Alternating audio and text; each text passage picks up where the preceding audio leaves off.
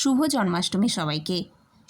নিজের ছেলের জন্মদিনে যতটা এক্সাইটমেন্ট থাকে তারও 100 গুণ বেশি এক্সাইটমেন্ট থাকে জন্মাষ্টমীর দিনে।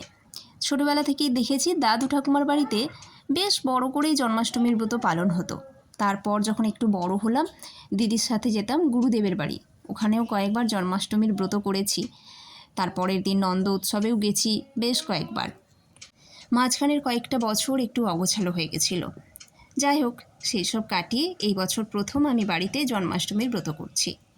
যদিও সামান্য কিছুই আয়োজন করেছি, কেন কি তালের বড়া, তালের যেসব জিনিসগুলো হয়, ভাজা পিঠে, এইগুলো এখনও আমি বানানো শিখিনি, বা চালের নাড়ু, তিলের নাড়ু, চিড়ের নাড়ু, এগুলো এখনও বানানো শিখিনি। শিখে যাব আস্তে আস্তে।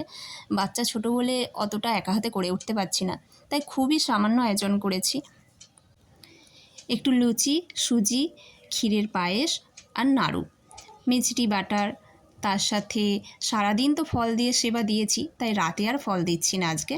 অন্যান্য দিন যেমন সন্ধেবেলায় একেবারে আমি ভগবানকে সেবা দিয়ে শয়ন দিয়ে দিই, তবে অন্যান্য দিনের থেকে আজকের পুজোটা একেবারেই আলাদা। সারাদিন যেমন ভগবানের সেবা দেয়া হয় সেটা তো হয়েছে, যেমন ফল, মিষ্টি বলতে আজকে আমি নাড়ু দিয়েই দিয়েছি, ফল মিষ্টি এগুলো দিয়েই সারাদিন সেবা দিয়েছি। তবে এখন বাজে রাত 10:30।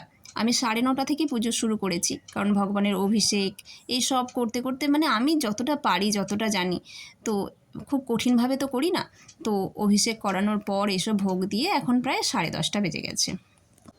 এখন ভোগ নিবেদন করেছি। এরপর গুরুদেবের বাড়ি থেকে দিদি ফোন করলে 11টার পর, মানে 12টার আগে একটা টাইম আছে, সেই সময় পুষ্পাঞ্জলি দিয়ে তারপর ভগবানকে আজকে শয়ন দেব।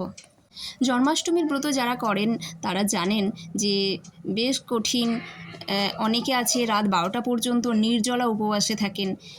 আমি নির্জলা করতে পারিনি, আমি শরবত খেয়েছি, বিকেলের পর ফলের রস খেয়েছি। তবে সারাদিন যে একটার পর একটা ভোগ দেয়া, কাজ এইসব করতে করতে, বা অন্যদেরকে প্রসাদ দেওয়ার জন্য আলাদা করে আবার রান্না করা, এসব করতে করতে কোথা দিয়ে সময়টা কেটে যায় বুঝতেই পারলাম না। আসলে যেই কাজের মধ্যে আনন্দ আছে, সুখ আছে, সেই কাজটা যতই কঠিন হোক সব কিছুকে ছাপিয়ে যায়।